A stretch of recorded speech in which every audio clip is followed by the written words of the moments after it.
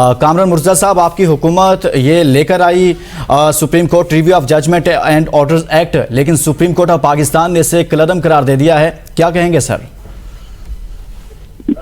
Supreme court इसको examine कर सकती है, आर्टिकल 8 कर सकती थी भी और कर सकती है भी आर्टिकल 8 के टचस्टोन पे। मगर एक चीज जो है इसमें मुझे बड़ी अजीब सी लगी जी। ये जजमेंट काफी अरसे से रिजर्व थी और इस रिजर्व को जो है वो जजमेंट अनाउंस करने में उस वक्त तक का इंतजार किया गया जब तक कौमी असम्बली खत्म ना हो जाए। यानी आपने कौमी असम्बली का एक कानून जो है पार्लियामेंट का एक कानून जो है उसको सेट असाइड कर दिया और उसके साथ रेमेडी लेस कर दिया दूसरे फरीक को। तो जब इस तरह की बातें होंगी तो फिर यकीनन जो है ना इस पे बात लोग किसी और तरह से भी सोचेंगे और ये सोचना जो है ना ये इंतहाई खतरनाक होता है अदारों के लिए। इस तरह की बात जब जहन में आती है, मुझे बहुत एहतराम है इनका, मगर जब कल इसमें जब काज लिस्ट आई थी तो सबसे ज्यादा जो एकदम जो मुझे क्लिक किया था इस बात ने कि आपने पार्लियामेंट आपने अनाउंसमेंट करनी है तो क्या करनी है, वो मैं इस नतीजे पे पहुंच गया था कल ही। और दूसरी बात जो है कि आपने रेमेडी लेस कर दिया उन लोगों को जिन्होंने कानून बनाया था। लेकिन कामरान मुर्तज़ा साहब, सुप्रीम कोर्ट कह रही है कि पार्लियामेंट सुप्रीम कोर्ट के दायरा इख्तियार से मुतल्लिक कानून साजी ही नहीं कर सकती। तहरीरी फैसले में तो यह भी कह दिया गया है। देखिए, सुप्रीम कोर्ट की बात तो सर आंखों के ऊपर, मगर सुप्रीम कोर्ट को जो कुछ भी करना था, कब इसकी जो है ना हेयरिंग खत्म हुई थी, तो कुछ भी करना था उसके लिए एक सर्टेन टाइम था। वो उस सर्टेन टाइम में यानी असेंबली के जाने उसको अनाउंसमेंट नहीं हुई। जब उसकी अनाउंसमेंट हो, इसका मतलब ये हुआ कि अगर आप उस वक्त अगर सेट असाइड करते या इसके कानून के बारे में जो कुछ भी कहते, मुमकिन है पार्लियामेंट उसको बेहतर बना सकती, मगर आपने पार्लियामेंट को बेहतर बनाने जोगा भी नहीं छोड़ा। तो यकीनन ये बहुत सारे सवालात को ये बात जन्म देगी। यहाँ पर ये भी बताइएगा कि सुप्रीम कोर्ट रिव्यू जी कामरान साहब, एक सवाल खालिद जमील बोल रहा हूँ। एक सवाल ये है कि आपने वैलिड पॉइंट उठाया कि पार्लियामेंट के पास वो जो रेमेडी का ऑप्शन था वो खत्म हुआ कि ऐसे वक्त पे फैसला सुनाया गया जब पार्लियामेंट जो है कि वो डिसॉल्व हो चुकी है। क्या नेशनल असेंबली के speaker as a custodian of the house जो है कि इसके खिलाफ अपील में जा सकते हैं? नंबर 1 एंड नंबर 2, जिन पार्लियामानी पार्टियों ने इसमें वोटिंग में शिरकत की थी, इसको पास किया था, क्या वो भी इसमें फ्रीक बन के इसमें जा सकती हैं? और इसी के साथ जुड़ा हुआ सवाल है कि हमने ये भी देखा पार्लियामेंट को बिल्कुल हक है कि वो कानून साजी आइन साजी करती है, लेकिन कुछ बेसिक पैरामीटर्स होते हैं। लेकिन इस कानून साजी के अंदर बसा औकात, बल्कि अक्सर औकात ये देखा गया कि 20, 25, 30 अरकान असेंबली में होते थे और बस विदाउट रीडिंग जो है आपने खुद प्रोटेस्ट किया फ्लोर के ऊपर और बिल पास किए जा रहे थे। तो ये 2-3 तनाजुर के अंदर अपनी एक्सपर्ट ओपिनियन बताइएगा।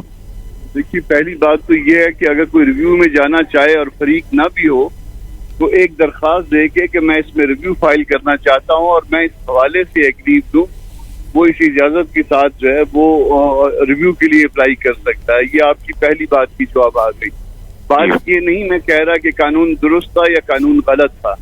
देखिए, हम पार्लियामान में हम पॉलिटिक्स करते हैं और कर सकते हैं, मगर अगर ये पॉलिटिक्स जो है वो कहीं और से भी शुरू हो जाए, ऐसे अदारों से भी शुरू हो जाए जिनके साथ इज्जत और एहतराम का एक तो वो अटैच है, तो फिर यकीनन जो है फिर सवालात उठेंगे।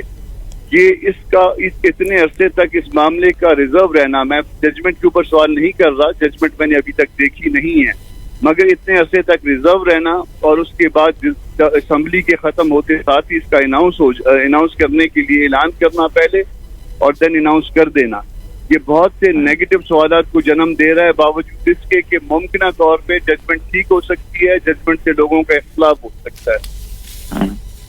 एक और बुनियादी प्रिंसिपल है कानून साजी और आइन साजी का कि अभी एक इस कानून के जरिए आर्टिकल 184(3) के अंदर जो रिव्यू की पावर्स दी गई हैं, हक दिया गया किसी भी मुतासरा फरीक को, उस रिव्यू को अपील में कन्वर्ट किया गया। और ये जब डिबेट हो रही थी पार्लियामेंट में, उस वक्त भी ये नुकता उठाया जा रहा था कि कानून साजी के जरिए आइन की शिक को तब्दील नहीं किया जा सकता। ये एक प्रिंसिपल होता है कि आप बिजनेस रूल ऑफ बिजनेस के जरिए लॉ को चेंज नहीं कर सकते, लॉ के जरिए कॉन्स्टिट्यूशन को चेंज नहीं कर सकते, क्योंकि कॉन्स्टिट्यूशन सुप्रीम होता है। इसके अंदर वो भी एक कोशिश की गई थी। इस बेसिक प्रिंसिपल के हवाले से क्या कहेंगे आप? देखिए, ये सवालात हो सकते हैं, इस सवालात पे हमारी अपनी रिजर्वेशन भी थी। मुमकिन तौर पे जो है ये मामला हमने रेज किए होंगे, पार्टी के अंदर भी रेज किए होंगे और जिस पार्टियों के अंदर भी उस अलायंस के अंदर भी रेज किए होंगे। मैं सिर्फ इस वक्त ये सवाल उठा रहा हूँ कि सुप्रीम कोर्ट को क्या ये जजमेंट क्या दूसरे तीसरे चौथे दिन नहीं अनाउंस कर देनी चाहिए थी? क्या उसके लिए इंतजार किया जाना चाहिए था कि कब कौमी असम्बली खत्म हो और उसके बाद अनाउंसमेंट हो? मेरे पास इस वक्त यही सवाल है और मुझे ये सवाल बेचैन किए हुए। बिल्कुल, आपका ये वैलिड क्वेश्चन है कामरान साहब, और इसके अंदर लॉजिक भी है, वैलिड भी है, होना भी ऐसे चाहिए प्रिंसिपली। लेकिन जब हुकूमत थी उस वक्त हमने देखा कि जिस अंदाज के अंदर असम्बली के फ्लोर को भी और प्रेस कॉन्फ्रेंसेस को भी और शाराए दस्तूर को भी कानून नाफिज करने वाले इदारों की सरपरस्ती में इस्तेमाल किया गया सियासी मकासद के लिए, और अदलिया को जिस किस्म की धमकियां दी जा रही थी, क्या आप ये नहीं समझते कि मुमकिन है अदलिया उस दबाव से या उस कंसंट्रेशन से, तसादुम से बचने के लिए उन्होंने फॉर टाइम बीइंग जो है कि ये वक्फा लिया हो और अब फैसला दिया हो? देखिए, अदलिया के हवाले से ये सोच क्यों पैदा हुई? कभी आपने सोचा है कि अदलिया के हवाले से ये सोच क्यों पैदा हुई कि उसके सामने जो है ना प्रोटेस्ट स्टेज किए जाएं, उसके सामने लोग इकट्ठे हों, उसके हवाले से बातें हों? तो कोई उसकी वजह होगी ना। किसी का केस एक दिन में लग जाए, किसी का केस 1 साल में ना लगे बल्कि 3 साल में ना लगे, तो कोई बात तो होगी। तो जब इस तरह के सवालात होते हैं तो फिर उस वक्त लोगों के पास जब लीगल रेमेडीज खत्म हो जाती हैं तो वो प्रोटेस्ट करते हैं और वो आते हैं, सड़कों पे आते हैं, क्योंकि वो भी आपका एक दस्तूरी हक हुआ करता है।